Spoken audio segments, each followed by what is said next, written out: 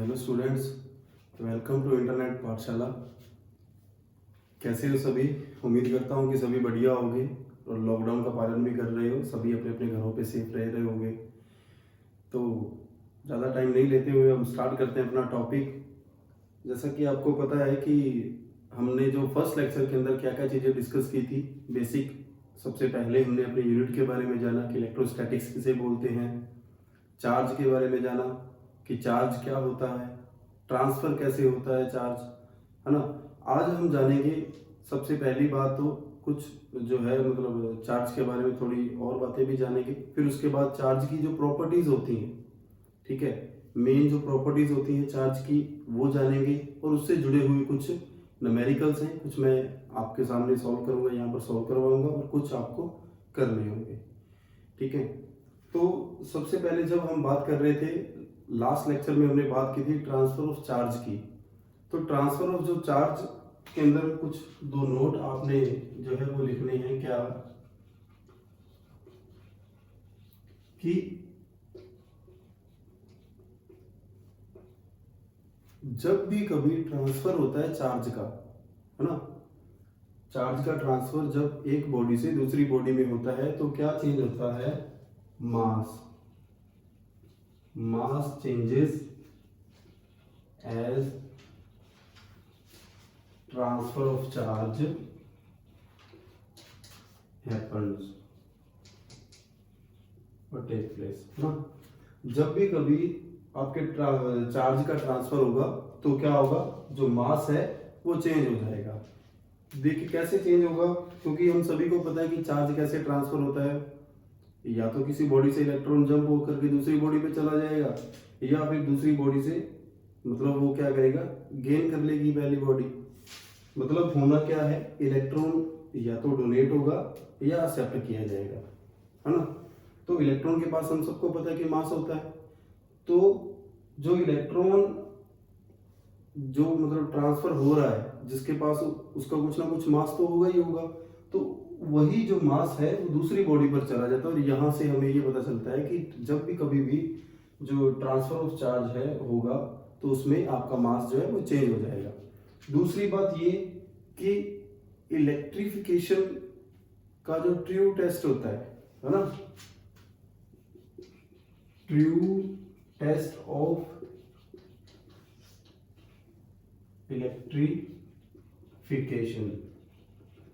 मतलब कोई body electrified है, या इलेक्ट्रीफाइड से मतलब क्या होता है कि वो चार्ज्ड है ना। कोई बॉडी चार्ज्ड है, इसका एग्जाम्पल हमेशा क्या होगा, उसका जो ट्रू टेस्ट होगा, सॉरी, वो क्या होगा, ऑलवेज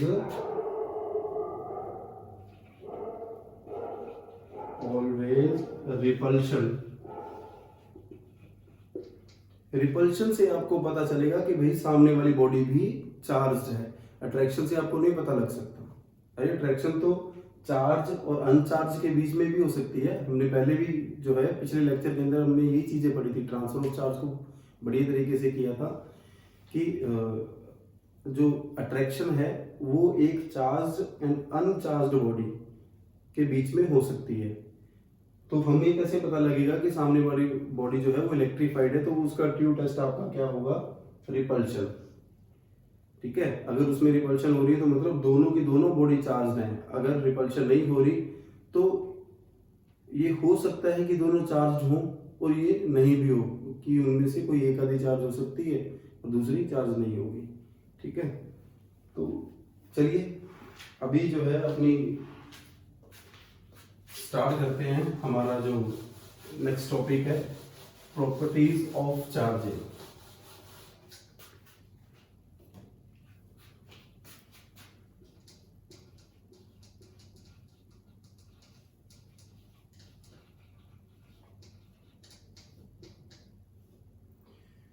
देखिए चार्ज की अपनी प्रॉपर्टीज होती हैं। किस तरीके की ये चार प्रॉपर्टीज हैं मेन इसकी। क्या पहली क्या है, एडिटिविटी। दूसरा क्या है, कंजर्वेशन। तीसरी प्रॉपर्टी क्या है, quantization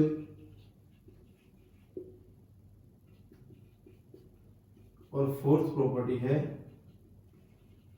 invariance of electric charge. ये चार प्रॉपर्टीज हैं चार्ज की जो हमें अभी जो है डिटेल से डिस्कस करनी है। सबसे पहली प्रॉपर्टी एडिटिविटी है, दूसरा है कंजर्वेशन ऑफ चार्ज, तीसरा है क्वांटाइजेशन ऑफ चार्ज और चौथी है इनवेरियंस ऑफ इलेक्ट्रिक चार्ज। ठीक है, सबसे पहले अपने पढ़ते हैं एडिटिविटी।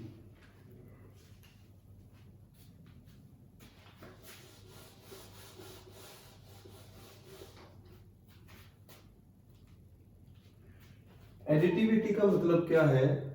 जो ये प्रॉपर्टी है इसकी चार्ज की, एडिटिविटी प्रॉपर्टी का मतलब क्या होता है कि कभी भी जो पूरे सिस्टम का जो भी चार्ज होता है वो क्या होता है, टोटल जो चार्ज होता है वो किसके बराबर होता है? Algebraic sum of all the charges of system. Additivity का मतलब क्या होता है कि total charge of a system is always algebraic sum of all the charges। बहुत ही सिंपल सी प्रॉपर्टी है ये, ठीक है, बड़ी आसानी से समझ में आने वाली है। जैसे मान लीजिए हमारा कोई सिस्टम है, उसके अंदर क्या है, ये 5 माइक्रोकूलम का चार्ज है, ठीक है, ये 6 माइक्रोकूलम का चार्ज है, एक -2 माइक्रोकूलम का चार्ज है, एक -3 माइक्रोकूलम का चार्ज है। तो टोटल चार्ज इसका क्या होगा, है ना, नेट जो टोटल चार्ज है वो क्या होगा, क्यू से डिनोट कर रहे हैं चार्ज को, तो 5 + 6 + -2 + -3, तो ये क्या आ जाएगा, 5 और 6 11, -2 -3 11 - 5 6 माइक्रोकूलम, हाँ, तो ये आपका आ गया 6 माइक्रोकूलम चार्ज। ये है एडिटिविटी की total charge of a system is always algebraic sum with symbol हमें लेना है। ऐसा नहीं है कि यहाँ पर ये -2 है तो इसको हम सिंपली 2 लिख लें, है ना, क्योंकि ये नेगेटिव चार्ज है। चार्ज तो किसी भी तरह का हो सकता है, पॉजिटिव भी हो सकता है और नेगेटिव भी हो सकता है, तो वो अपने सिंबल के साथ ही, अपने साइन के साथ ही ऐड होगा, है ना, तभी तो रहा कि अलजेब्रिक सम।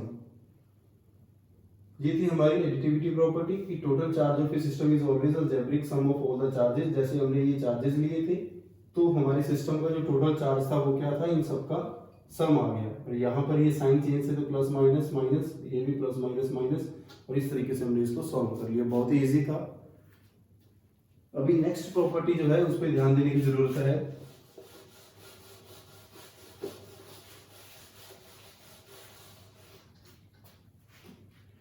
जो नेक्स्ट हमारी प्रॉपर्टी है वो है कंजर्वेशन ऑफ इलेक्ट्रिक चार्ज,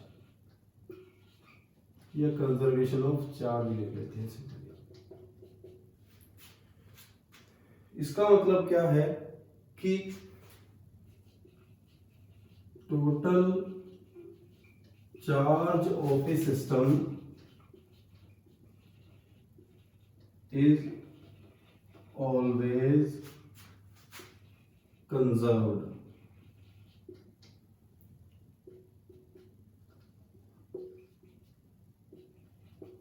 ठीक है, मतलब सिस्टम का जितना भी चार्ज होगा वो क्या रहेगा, कंजर्व्ड रहेगा, वो बदलेगा नहीं। ठीक है, और दूसरी बात क्या होगी कि इसी से ही हम ये समझ सकते हैं कि charge neither can be created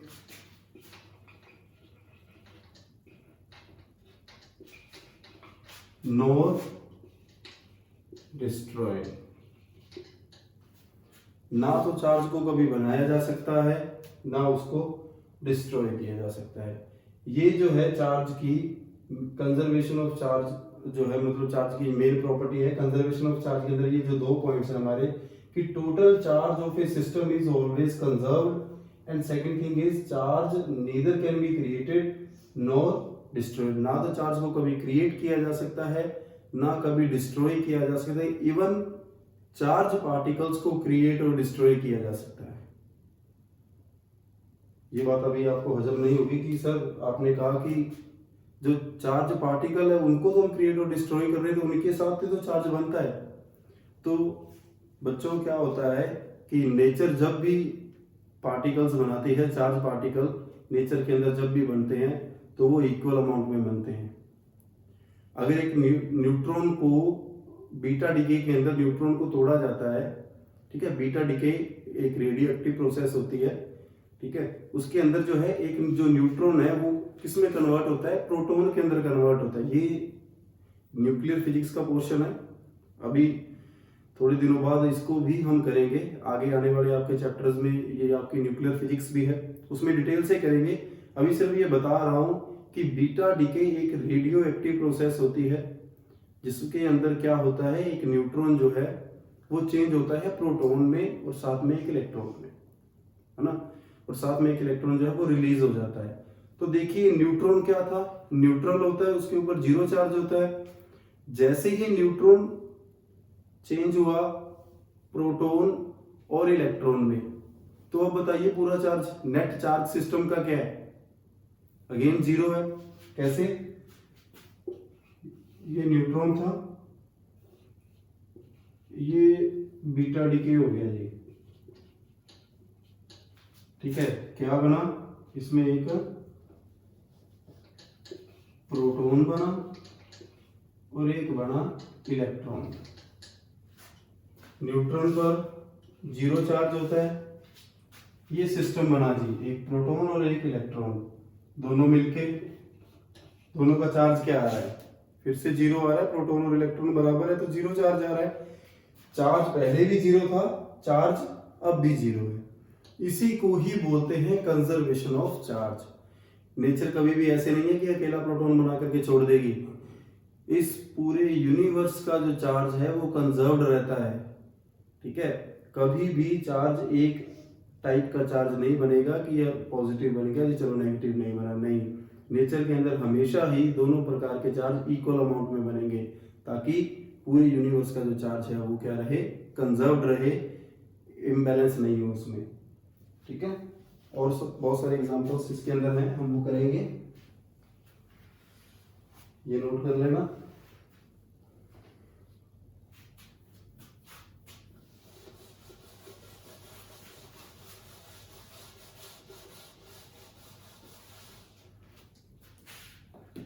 और कंजर्वेशन ऑफ चार्ज का जो एग्जांपल है NaCl ले लीजिए, एक्वस सॉल्यूशन ऑफ NaCl,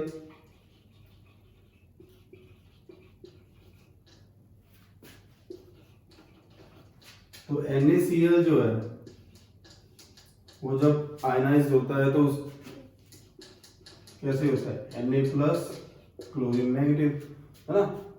पहले क्या था चार्ज जीरो, बाद में जितना पॉजिटिव है उतना ही नेगेटिव है, तो सिस्टम का चार्ज क्या है, अभी भी जीरो है। किसी भी आइसोलेटेड सिस्टम का चार्ज, कंजर्वेशन ऑफ चार्ज का मतलब ही ये है कि आइसोलेटेड सिस्टम का जो भी चार्ज है वो ऑलवेज कंजर्व्ड रहेगा, चाहे उसके अंदर बनने वाले कितने भी जो है चार्जेस है वो आपस में टूटते रहे हो, चार्जेस बनाते रहे हैं, कुछ भी करते रहे, उसका चार्ज कंजर्व्ड ही रहेगा, बदलेगा नहीं, ठीक है। तो ये NaCl की आप देख सकते हो, ठीक है, कैसे उसका ब्रेकडाउन होता है सोडियम और क्लोरीन के अंदर, है ना। और जो है आप देख सकते हो आपकी जो पेयर प्रोडक्शन है ये अगेन न्यूक्लियर रिएक्शन है,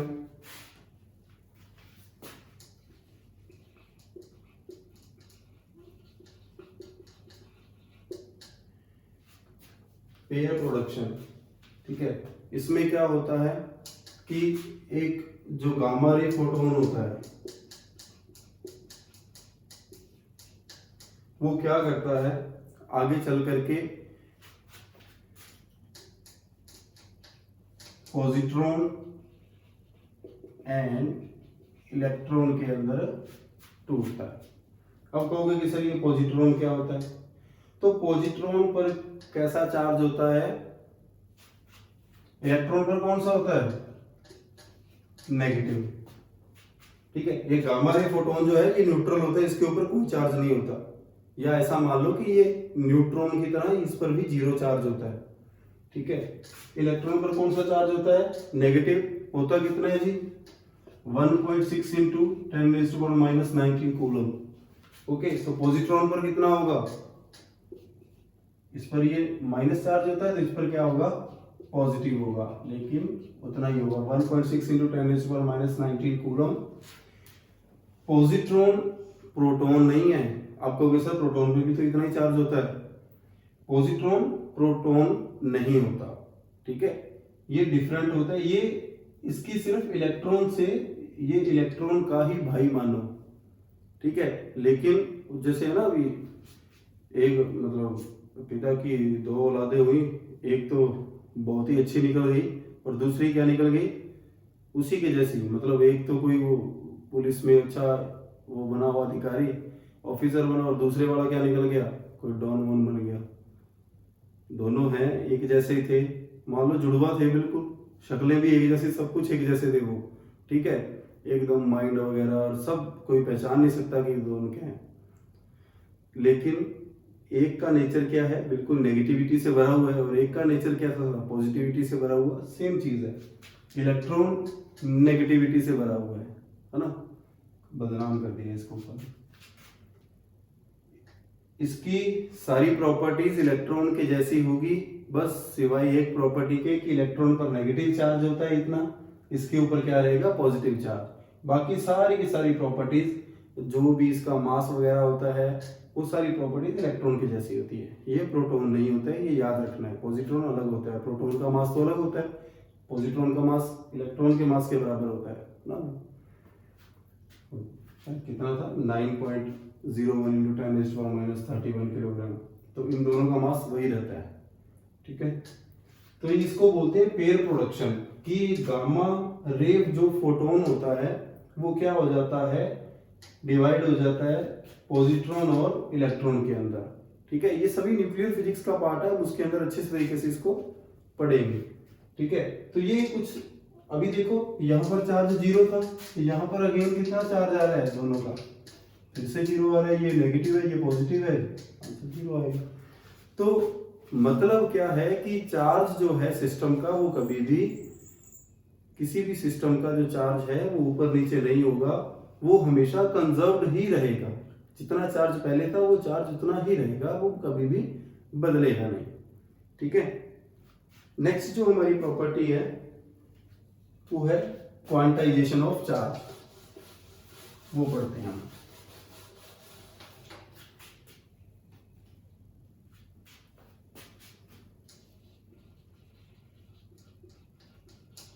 क्वांटाइजेशन ऑफ चार्ज। तो सबसे पहले तो हमें पता होना चाहिए कि क्वांटम क्या होते हैं।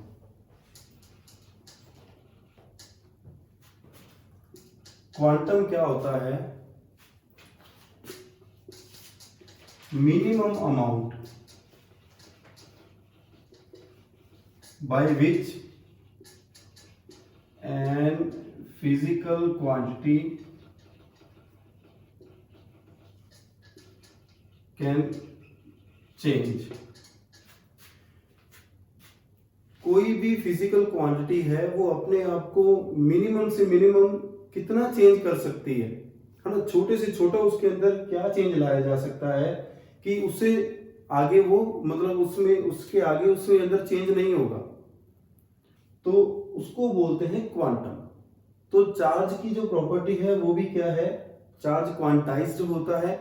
मतलब क्या होता है कि जो चार्ज है वो कभी भी वो इस तरीके से ट्रांसफर नहीं होता, कंटिन्यूस तरीके से ट्रांसफर नहीं होता। अब कंटिन्यूस का मतलब क्या है सर, कंटिन्यूस का मतलब ये है कि चार्ज की एक लिमिट होती है कि वो कम से कम इतना तो जाएगा ही, है ना। जैसे दुकानदार के पास, मान लो कोई ऐसा दुकानदार हो कि आपको बोले कि नहीं सर, आपको तो राउंड फिगर में ही सामान लेना ही लेना पड़ेगा, कभी भी ना तो आप 91 में ले सकते, 92 में ना ले सकते, 93 में ना ले सकते, मान लो आपको या 10 का खरीदना पड़ेगा या 20 का खरीदना पड़ेगा या 30 का, ठीक है, इस तरीके से। या इस एग्जांपल को भी छोड़ो, और तरीके से समझते हैं। जैसे ये ग्रेन्स की तरह होता है ना। अभी तो फसलों का भी टाइम है, ग्रेन्स आप आएंगे मार्केट के अंदर, ठीक है, फसल की जब कटाई होगी, दाने आएंगे, तो जब उन ग्रेन्स को आप काउंट करते हो तो कभी ऐसा मान लीजिए आपने थोड़े बहुत ग्रेन्स लिए, ठीक है, अब उन ग्रेन्स की जब काउंटिंग होगी तो ऐसा नहीं है क्या आप ग्रेन को तोड़ करके दो बना सकते हो, क्या नहीं बना सकते, है ना। एक ग्रेन एक ही माना जाएगा और दूसरा ग्रेन फिर आगे वो दूसरा ग्रेन आ जाएगा। कभी भी एक ग्रेन को तोड़ करके बिल्कुल एक जैसे दो ऐसे नहीं बनाए जा सकते, है ना। हम एक को तोड़ करके उसको ऐसे नहीं कह सकते कि ये 2 ग्रेन हो गए जी, या चल तो 1.5 ग्रेन ले ले, है ना, 1.5 ग्रेन ले लीजिए, 2.5 ग्रेन ले लीजिए। तो मतलब क्या है कि जो चार्ज ट्रांसफर होता है वो ऑलवेज क्या होता है, इंटीग्रल मल्टीपल के अंदर ट्रांसफर होता है, ठीक है। अब बात समझ में आएगी कि क्वांटाइजेशन है क्या। क्वांटाइजेशन क्या है चार्ज की, कि मतलब चार्ज कभी भी ट्रांसफर होगा वो ऑलवेज किस में ट्रांसफर होगा, इंटीग्रल मल्टीपल्स के अंदर होगा। या तो क्या हो जाएगा, मतलब अपने नॉर्मली इलेक्ट्रॉन ट्रांसफर होता है ना, तो यहां पर मैं चार्ज को ई से लिख रहा हूं, ठीक है। या तो इतना चार्ज ट्रांसफर हो जाएगा 1e 2e 3e 4e 5e etcetera. कभी भी ऐसा नहीं होगा कि भाई साहब 1.2e जो चार्ज है वो ट्रांसफर हो गया, 2.3e चार्ज ट्रांसफर हो गया, कभी भी ऐसा चार्ज नहीं ट्रांसफर नहीं होगा। कारण क्या है इसका, अब कभी सुना है कि एक एटम में से 1.5 इलेक्ट्रॉन निकल गया, नहीं।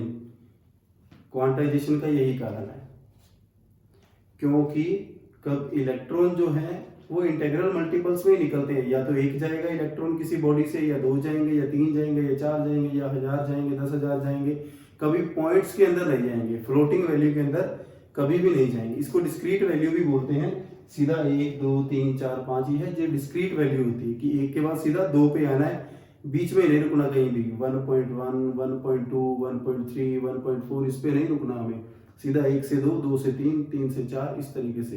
ये डिस्क्रीट वैल्यूज बोला जाता है इनको, ठीक है।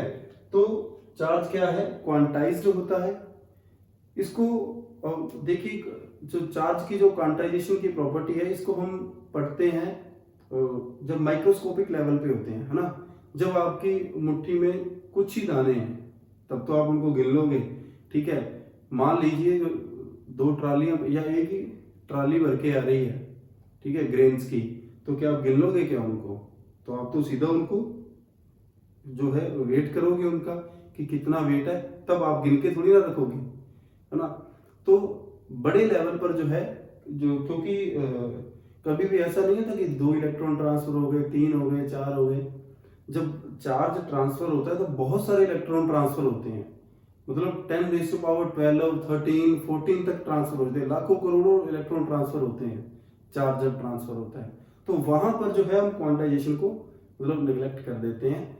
लेकिन जब आप माइक्रोस्कोपिक लेवल पर पढ़ रहे हो, बहुत मतलब डीपली इसको पढ़ रहे हो, छोटे लेवल पे पढ़ रहे हो, तब जो है वो क्वांटाइजेशन की प्रॉपर्टी आपको इफेक्ट करती है, ठीक है। तो ये थी क्वांटाइजेशन ऑफ चार्ज। अब जो हमारी नेक्स्ट 4th प्रॉपर्टी, जो हमारी लास्ट प्रॉपर्टी बची है, वो है invariance of electric charge.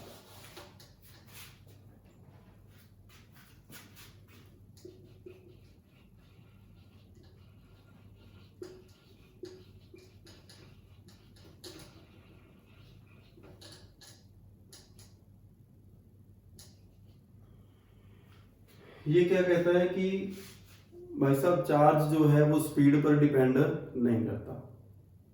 Invariance of electric charge क्या है कि चार्ज कभी भी स्पीड पर डिपेंड नहीं करता, आप चाहे कितनी स्पीड से भाग लो, चार्ज के अंदर कभी भी कोई डिफरेंस नहीं आता। हालांकि मास के अंदर आ जाता है, मास अगर आपकी स्पीड बहुत ज्यादा है तो मास के अंदर चेंज आ जाता है, ठीक है, कितना आता है, ये बेसिकली एक रिलेशन जो है वो दिया हुआ है, m is equal to m not by under root 1 minus v square upon c square. ठीक है, यहाँ पर m क्या है, जो बढ़ा हुआ जो इंक्रीज्ड मास है, ये जो है इनिशियल मास है और ये उसका क्या है, फाइनल मास है m। ठीक है, v क्या है, पार्टिकल की वेलोसिटी, और c क्या है, लाइट स्पीड। ठीक है, तो जब कभी भी कोई पार्टिकल मतलब बहुत ज्यादा स्पीड से दौड़ता है, ठीक है, तो उसके मास के अंदर जो है बहुत चेंज आता है। ठीक है, वो उसका मास बहुत ज्यादा बढ़ जाता है पहले के मुकाबले। जब कोई मास मान लीजिए कोई रेस्ट पर है और उसके बाद वो बहुत ज्यादा स्पीड से दौड़ने लगे तो उसका मास जो है वो बढ़ जाएगा काफी ज्यादा। ठीक है, लेकिन इलेक्ट्रिक चार्ज के साथ ऐसा नहीं होता। चाहे आप लाइट की स्पीड से दौड़ा दीजिए चार्ज को, चार्ज टच से मस नहीं होगा, इतना हीट होता है वैसे ही रहेगा, वो बदलेगा नहीं, उसकी वैल्यू नहीं बदलने वाली। ठीक है, ये जो थी हमारी चौथी प्रॉपर्टी थी, इनवेरियंस ऑफ इलेक्ट्रिक चार्ज। ठीक है, क्वांटाइजेशन में एक बात रह गई थी कि नॉर्मली क्यू, उसके लिए फिर एक्सप्रेशन आता है कि चार्ज ऑलवेज क्या होगा, ट्रांसफर होगा इंटेग्रल मल्टीपल्स ऑफ नंबर, है ना। तो मतलब n इंटू ई, इलेक्ट्रॉन या तो एक इलेक्ट्रॉन ट्रांसफर होगा, दो ही होगा, हमने माना कि n हो रहे हैं, तो टोटल चार्ज कितना ट्रांसफर हो गया, n इंटू ई। हमने कहा कि एक सिस्टम है भाई साहब, उसमें n number of electron transfer हो गए, तो टोटल चार्ज, क्योंकि एक इलेक्ट्रॉन पर पता है हमें कितना चार्ज होता है, वो एलिमेंट्री पार्टिकल है ना। अभी तक जो है उससे पहले के एलिमेंट्री, मतलब उससे भी एलिमेंट्री पार्टिकल्स आगे हमें मिले नहीं हैं, मिले हैं वो क्वार्क्स वगैरह है, लेकिन अभी तक उनके बारे वो भी हमें फ्री स्टेट में नहीं मिल पाते। आते हैं पहले, मतलब क्वार्क्स जो है एलिमेंट्री पार्टिकल, इलेक्ट्रॉन से भी अंदर के जो पार्टिकल्स हैं ये आते हैं, बट वो हमें क्या है, इलेक्ट्रॉन की तरह अभी भी फ्री स्टेट में नहीं मिलते हैं, है ना। जैसे हम इलेक्ट्रॉन को ट्रांसफर करवा लेते हैं, या इलेक्ट्रॉन की जो है बारे में हमें पता है कि वो जो है अभी हमें मिल जाता है कि हमने एक इलेक्ट्रॉन ट्रांसफर करवा लिया, दो करवा लिए जी, तीन करवा लिए, लेकिन अभी क्वार्क्स के बारे में ऐसा नहीं है, तो उस पर तो अभी रिसर्च चल रही है। ठीक है, तो इलेक्ट्रॉन हमारा बेसिक एलिमेंट्री पार्टिकल है, तो वही हमारा जो है क्वांटम है। चार्ज का क्वांटम मैंने भी जो है थोड़ी देर पहले डिस्कस किया था, क्वांटम की मिनिमम अमाउंट ऑफ जो है एक वैल्यू, जिसके जो कोई भी चीज है जो क्या हो सकती है, अपने यहाँ चेंज हो सकती है ना, कोई फिजिकल क्वांटिटी जो है, एक मिनिमम उसकी वैल्यू जिससे वो चेंज हो जाए, वो हमारा होता है क्वांटम। तो चार्ज के लिए क्वांटम क्या रहता है, ई। हमारा इलेक्ट्रॉन जो है, एक इलेक्ट्रॉन, उसके ऊपर कितना चार्ज रहता है, 1 पॉइंट, ई के ऊपर, इलेक्ट्रॉन के ऊपर कितना चार्ज रहता है, 1.6 इंटू 10⁻⁻19 कूलम, है ना, नेगेटिव चार्ज रहता है। तो जब कभी भी इलेक्ट्रॉन ट्रांसफर होगा तो इतना चार्ज, तो अगर एक इलेक्ट्रॉन ट्रांसफर होगा तो इतना चार्ज होगा, है ना। ई की वैल्यू अगर ये है तो Q is equal to n e, और इसको हमें याद रखना है, इससे जुड़े हुए कई न्यूमेरिकल जो है हम करेंगे। ठीक है, n नंबर ऑफ इलेक्ट्रॉन जब ट्रांसफर होते हैं तो टोटल चार्ज कितना ट्रांसफर होता है, n इंटू ई। ठीक है, ये जो है हमारी 4 प्रॉपर्टीज थी, ये हमने अच्छे से प्रॉपर्टीज कर ली है। चलो इन पर कुछ न्यूमेरिकल्स हैं वो करते हैं, ताकि आपको पता लग जाए कि आपने क्या सीखा है।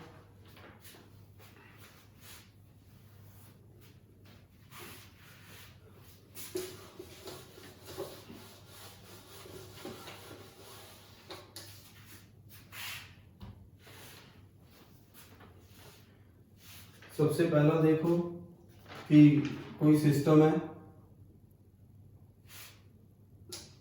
ए सिस्टम है, ठीक है, इसके पास क्या है, 2 कूलम चार्ज है। बी सिस्टम है, इसके पास -4 कूलम चार्ज है। तो नेट चार्ज क्या होगा सिस्टम का, बताइए फटाफट।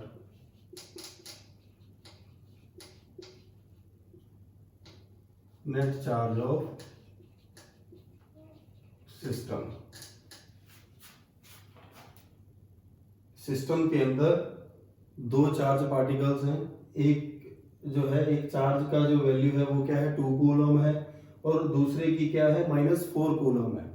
ठीक है, तो टोटल चार्ज क्या हो जाएगा सिस्टम का 2 + -4 2 - 4 -2 कूलम। एडिटिविटी प्रॉपर्टी लगाइए सिंपल, है ना। अब देखो सेकंड जो न्यूमेरिकल में लिख रहा हूं वो आप लिख लीजिएगा। A liquid drop has 20 excess electrons, calculate the charge on the liquid drop. ठीक है, मैं बोल रहा हूं, अभी मैं लिखूंगा तो यहाँ पे टाइम बहुत वेस्ट होगा, तो मैं बोल रहा हूं, आप बार बार वीडियो को थोड़ा रिवाइंड करके इसको लिख लेना। ठीक है, A liquid drop has 20 excess electrons. Calculate the charge on the liquid drop.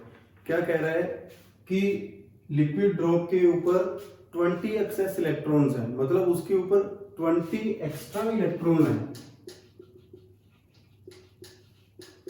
ठीक है, तो उसके ऊपर कितना चार्ज है। तो अभी हमने क्वांटाइजेशन के अंदर जो फॉर्मूला देखा था Q = Ne, भाई मतलब जितने इलेक्ट्रॉन ट्रांसफर होंगे उसका मल्टीपल ही तो आएगा चार्ज, है ना। तो क्या 20 इलेक्ट्रॉन है, तो 20 इंटू एक इलेक्ट्रॉन पे कितना चार्ज होता है 1.6 इंटू 10⁻⁻19 कूलम। इसका माइनस हमने ये आगे लगा दिया, तो 16 दूना 32, है ना। आगे 32 इंटू 10⁻⁻19 कूलम और 3.2 इंटू 10⁻⁻20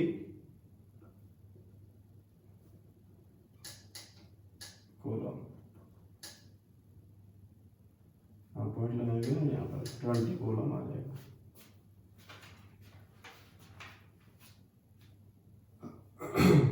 ठीक है, तो इस तरीके से ये न्यूमेरिकल बहुत ही आसान न्यूमेरिकल है। ठीक है, आगे नेक्स्ट न्यूमेरिकल देखेंगे। Can an object have 4.8 into 10⁻⁻19 coulomb. मतलब क्या कहना चाह रहा है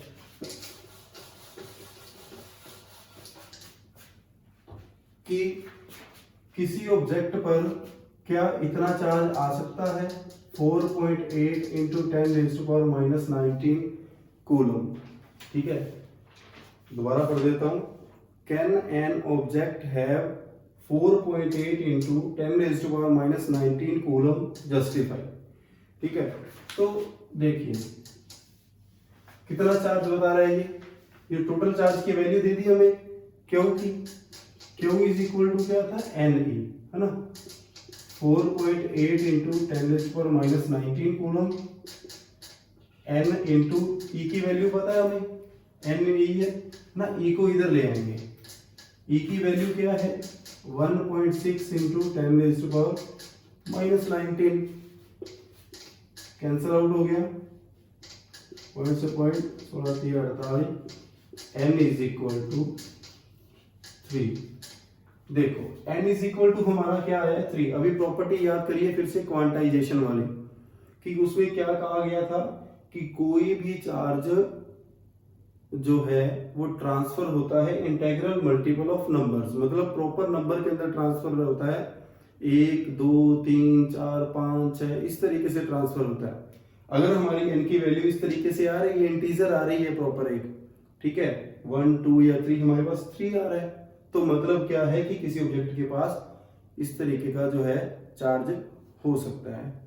ठीक है, अगर यहां पर ये वैल्यू क्या आती पॉइंट्स के अंदर आती 3.5 आ जाती, तो हम ये वैल्यू क्या कर देते भी नहीं, इतना चार्ज किसी पर नहीं हो सकता, या तो इससे थोड़ा कम होगा या इससे थोड़ा ज्यादा होगा, है ना।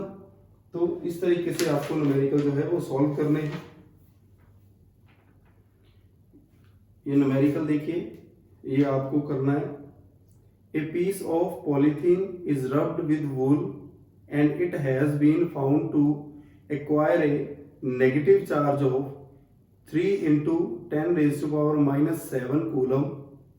फर्स्ट क्वेश्चन इसका, how many electron transfer from wool to polythene. Second is there any transfer of mass, if yes how much. Okay, तो ये जो न्यूमेरिकल है ये आपने खुद करना है। ठीक है, कर करके और कमेंट बॉक्स के अंदर अपने आंसर जो हैं वो डालिए, मैं चेक करूँगा। और बाकी और भी बहुत सारे न्यूमेरिकल्स हैं, वो मैं आपको पोस्ट कर दूंगा जल्दी, ठीक है।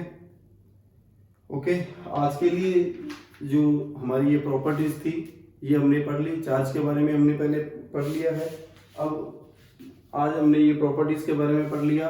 अब नेक्स्ट जो हमारा लेक्चर रहेगा वो रहेगा जो कूलम्स लॉ के ऊपर रहेगा, ठीक है। जब दो चार्जेस के बीच के जो फोर्स वगैरह होता है, ये सब चीज़ों के बारे में अच्छे तरीके से पढ़ेंगे, उस पर जो है न्यूमेरिकल और करेंगे। अभी इस पर भी और सारे न्यूमेरिकल करेंगे, टाइम टू टाइम आपको न्यूमेरिकल देता रहूँगा और हम ज़्यादा से ज़्यादा न्यूमेरिकल करेंगे ताकि हमारी ज़्यादा से ज़्यादा क्या हो, प्रैक्टिस होती रहे, है ना।